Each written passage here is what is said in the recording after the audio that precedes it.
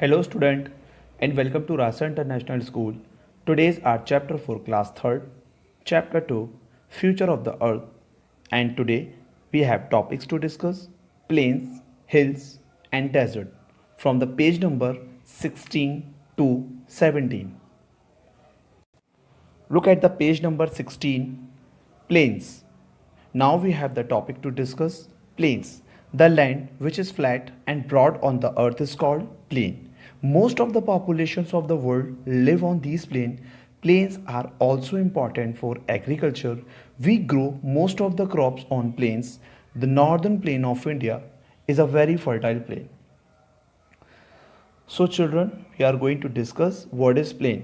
Plane क्या होते हैं? जो मतलब प्लेन का अगर हम बिल्कुल सिंपल लैंग्वेज में देखें तो एक सीधे सपाट जो एक मैदान होते हैं उनको प्लेन्स बोला जाता है ना. होता क्या है? फ्लैट और broad on the earth is called plain. तो what is the definition of plain? The land which is flat and broad on the earth is called plain. मतलब अर्थ के ऊपर बिल्कुल सीधी सपाट जगह जो होती है उसको क्या बोला जाता है? प्लेन होता है. और यहाँ पे सबसे ज़्यादा जो है पॉपुलेशन होती है. फॉर एग्जाम्पल अगर हम लोग अपने आप को देखें तो हम लोग कंफर्टेबल कहाँ पाते हैं? माउंटेन एरिया पे लैक ऑफ ट्रांसपोर्टेशन होती है. मतलब हम अपनी चीज़ों को एक जगह से दूसरी जगह नहीं पहुंचा सकते. वहाँ पर फैक्ट्री नहीं खुल सकी है, बड़े बड़ा मतलब एक रोज़गार नहीं होता, एम्प्लॉयमेंट नहीं होता. तो जो सूटेबल जो प्लेस होता है वो कौन सा होता है? प्लेन होते हैं, जो बिल्कुल एक सीधी सपाट जगहें होती हैं. वहाँ ज़्यादा इंपॉर्टेंस होती है क्योंकि वहाँ एग्रीकल्चर भी बहुत अच्छा रहता है, वहाँ बिजनेस भी बहुत अच्छा होता है और क्रॉप के लिए वो जगह बहुत अच्छी होती है. Look at the picture. This is the picture of plain. अब देखिए प्लेन इस तरीके से होते हैं, बिल्कुल सीधी सपाट जगह ना. यहाँ पे कोई माउंटेन नहीं होते है ना. तो ये एक सीधी सपाट जगह होती है. तो ये एग्रीकल्चर के लिए बहुत इंपॉर्टेंट होती है और ये ट्रांसपोर्टेशन के लिए भी बहुत ही ज़्यादा इंपॉर्टेंस होती है and it is important for crops. तो अगर आपसे कोई क्वेश्चन करता है या इसका एक ईजी क्वेश्चन पता है what is the definition of plain, तो क्या होता है? The land which is flat and broad on earth is called plain, है ना. और इसके इंपॉर्टेंस क्या होते हैं? It most of the population of the world live on these plains, है ना. Plain also important for agriculture and it is also important for crop. Plain agriculture के लिए इंपॉर्टेंट है और क्रॉप के लिए इंपॉर्टेंट है. क्यों? क्योंकि ये बिल्कुल सीधे सपाट होते हैं इस तरीके से. यहाँ पे बहुत ज़्यादा ट्रांसपोर्टेशन के लिए भी ईजी होता है.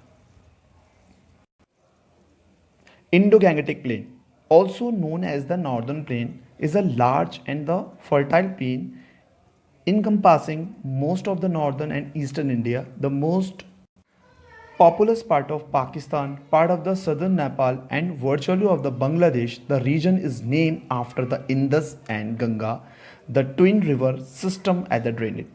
Now we are going to discuss about the Indo-Gangetic Plain. अब ये Indo-Gangetic Plain क्या होता है? देखिए इंडिया में एक जगह है. Look at the map of India. अगर हम बात करते हैं इंडो गैंगेटिक प्लेन, मतलब इंडिया में जो गैंगेटिक प्लेन है वो क्या है? वो पूरा यहाँ से स्टार्ट होता है और ये इस रीजन तक जाता है. As we know the part of India north, south, this is east and this is also west, है ना. तो अब जो ये इंडो गैंगेटिक प्लेन होते हैं ये क्या होते हैं? ये हमारे इंडिया के सबसे ज़्यादा मोस्ट फर्टाइल एरिया में से आते हैं, है ना. और ये इंडिया में जो है ये नॉर्थ साइड से आता है, यानी यहाँ से स्टार्ट होता है नॉर्थ से, ये नॉर्थ से स्टार्ट होता है और ये पूरा ईस्ट तक जाता है. तो क्या होता है इसको? The plain encompassing most of the northern and eastern India, the populous part of Pakistan, part of southern Nepal and virtually all of the Bangladesh. तो देखिए ये जो एरिया है अगर हम यहाँ से स्टार्ट करते हैं नॉर्दर्न को तो पाकिस्तान ये पड़ोसी लगता है ना. लेकिन अगर हम बात करें इसकी पंजाब से जब ये स्टार्ट होगा तो ये पूरा बांग्लादेश तक का एरिया कवर करता है. यानी ये एरिया बांग्लादेश है और ये एरिया जो है पंजाब का एरिया है. तो पंजाब से लेकर बांग्लादेश तक का एरिया जो है ये पूरा जो कवर करता है ये कहलाता है नॉर्दर्न प्लेन, यानी इंडो गैंगेटिक प्लेन. ये यहाँ से लेके आता का एरिया जो है ये कहलाता है. ठीक है. और यहीं से जो है ग्लेशियर से होती हुई गंगा रिवर आती है जो ऐसे बहती हुई यानी नॉर्थर्न प्लेन से बहती हुई ये बे ऑफ बंगाल में जो है गिर जाती है.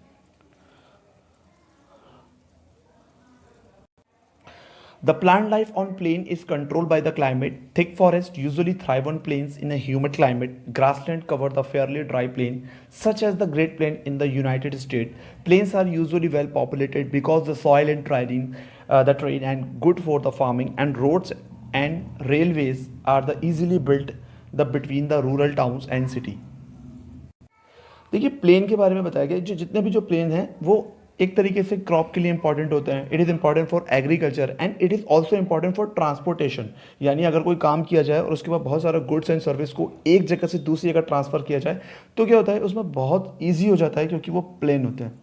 For example we can understand with the help of pig. अब देखिए ये पूरा प्लेन एरिया है ना, तो ये प्लेन एरिया है, इसके ऊपर आप ट्रांसपोर्टेशन भी कर सकते हैं, इसके ऊपर फार्मिंग भी हो सकती है, इसके ऊपर अच्छे से हमारी क्रॉप भी हो सकती है। लेकिन अगर यहाँ माउंटेन होते हैं तो यहाँ ट्रांसपोर्टेशन में दिक्कत आती है ना। तो यही रीज़न होता है, that is the reason that plain is important for crop, for agriculture, for transportation, है ना। तो प्लेन्स किस लिए इंपॉर्टेंट होते हैं, एक इंपॉर्टेंस होते हैं क्रॉप के लिए, फार्मिंग के लिए भी और ट्रांसपोर्टेशन के लिए।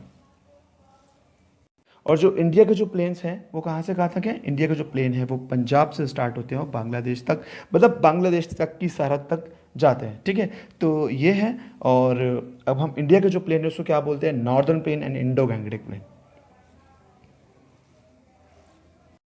Now the next topic is hill. A hill is also higher part of the land that its surrounding areas, but a hill is not so huge or high as a mountain. A number of hills join together form a ranges of hills. अब hills क्या होता है, एक छोटे छोटे पहाड़ों की एक रेंजेस बनती है। इस तरीके से छोटे छोटे पहाड़ जो है आपस में मिलते हैं वो चले जाते हैं, तो ये क्या होता है, ये एक छोटे छोटे हिल्स बन जाते हैं। पर हिल क्या होता है, हिल माउंटेन की तरह ऊंचे नहीं होते हैं। इस तरीके से माउंटेन एक ह्यूज होते हैं विद पीक, लेकिन ये माउंटेन की तरह ह्यूज नहीं होते। ये क्या होता है, ये एक छोटे छोटे पहाड़ होते हैं, इस तरीके से एक रेंज बनाते हुए चले जाते हैं, तो इसको बोलते हैं हिल्स, है ना। But hill is not so huge और हाई एज अ माउंटेन, मतलब माउंटेन की तरह ये हाई नहीं होते। Now look at the picture of hill. अब ये देखिए इसमें क्या दे रहा है, इसमें hills, the number of hills join together form a ranges of hill. अब देखिए एक पहाड़ ये, एक पहाड़ ये, एक पहाड़ ये, इस तरीके से क्या है, ये पूरे पहाड़ों की रेंज है जो एक एरिया को कवर करते हुए जाती है। तो इस जो छोटे छोटे पहाड़ होते हैं, है ना, अब एक तरफ हम ये हिमालय माउंटेन देख रहे हैं, तो ये हिल्स जो होते हैं इस माउंटेन से छोटे हैं। ये आपको छोटा इसलिए नजर आ रहा है क्योंकि काफ़ी दूरी पे है, लेकिन अगर हम बात करें माउंटेन्स की तो माउंटेन्स जो हैं वो हिल से काफ़ी बड़े होते हैं, और जो हिल होते हैं वो छोटे छोटे पहाड़ होते हैं। Hills are the elevations of Earth's surface that have a distinct summit, but are lower in elevation than mountain. Hills may be formed by the buildup of rock debris and deposited by glacier and wind. अब ये हिल क्या होते हैं, एक तरीके से मतलब ये ग्लेशियर के डिपॉजिट से, है ना, और ये फॉल्ट और इरोजन से बने हैं। मतलब पहाड़ जो है बीच में से चटक गए, है ना, मतलब एक फॉल्ट हो गया और एक इरोजन्स हो गया, तो क्या हो गया, एक हिल्स का जो है हिल्स की जो है फॉर्मेशन हो गया। अब हिल क्या होता है, ये देख लीजिए छोटे छोटे पहाड़ होते हैं इस तरीके से, है ना, इस तरीके से छोटे पहाड़, ये रेंज। और ये क्या होता है, ये काफ़ी एक अच्छे काफ़ी हरा भरा एरिया होता है इनका, है ना। और the hills and usually cover with grass, है ना, जो हिल्स होते हैं वो ग्रास से पूरे पूरे कवर हो रहे होते हैं। The weather on hill is very pleasant, that is the why people from plains visit hill station during the summer holidays. अब क्या होता है, ये देखिए घास से ढके हुए होते हैं और यहाँ का जो वेदर होता है वो काफ़ी अच्छा होता है, इसीलिए क्या होता है, लोग दूर दराज से यहाँ घूमने के लिए आते हैं, है ना। For example Shimla, Mussoorie, Kullu, Ooty, Nainital etcetera are the famous hill station in India. अब इसी तरीके के जो हमारे इंडिया में जो है कुछ हिल स्टेशन है वो कौन से हैं, Shimla, Mussoorie, Kullu, Ooty, Nainital etcetera are the famous hill station in India. लोग यहाँ बहुत घूमने जाते हैं, जब गर्मियाँ होती हैं तो लोग क्या है सर्दियों का मजा लेने के लिए चले जाते हैं यहाँ घूमने के लिए। Now the last topic is desert. What is desert? A vast area of land that is covered by sand और snow and receive very little और no rainfall is called desert. अब देखिए डेजर्ट क्या होता है, एक बहुत बड़ा एरिया जहाँ जो कि रेत से कवर है या फिर बर्फ से कवर है। डेजर्ट क्या होता है, एक बहुत बड़ा एरिया जो कि रेत से कवर है या फिर बर्फ से कवर है ना। There is two type of desert. अब हमारे यहाँ कितने टाइप के डेजर्ट होते हैं, टू टाइप के डेजर्ट होते हैं, hot desert and cold desert. Now look at the picture of cold desert, है ना। अब कोल्ड डेजर्ट क्या होता है, कोल्ड डेजर्ट इस तरीके से होता है जहाँ ठंडी बर्फ पड़ी होती है और आसपास का कोई भी खास वेजिटेशंस नहीं होता, है ना। तो अब हम बात करते हैं हॉट डेजर्ट की। देखिए हॉट डेजर्ट इस तरीके से होता है ना। Hot desert is a vast area of land cover with sand. तो ये है हॉट डेजर्ट जो कि कवर है सैंड, है ना, और यहाँ भी कोई खास वेजिटेशन देखने को नहीं मिलती है ना। ये होता है डेजर्ट। अब डेजर्ट क्या है, इस तरीके से। अब अगर हम इसकी डेफिनेशंस को समझें तो डेफिनेशंस क्या है, a hot desert is a vast area that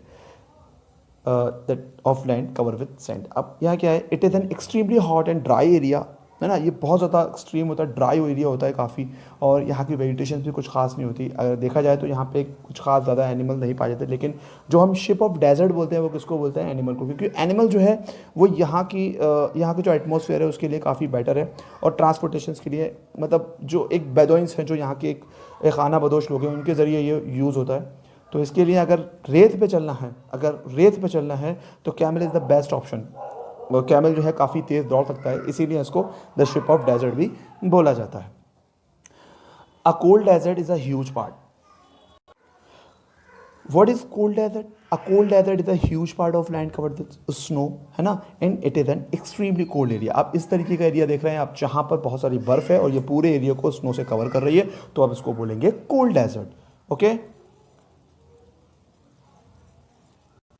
Most of hot and dry desert don't have many plants. These only have a few low plants. The only animals bored the underground live there. This is because they would not be able to live in hot sun and heat. They only come out in night when it is a little cooler. अब ये क्या होता है, अब यहाँ देखिए, यहाँ का जो एक एटमोसफेयर है वो ज़्यादा ज़्यादा मतलब एक ग्रीनरी वाला नहीं होता.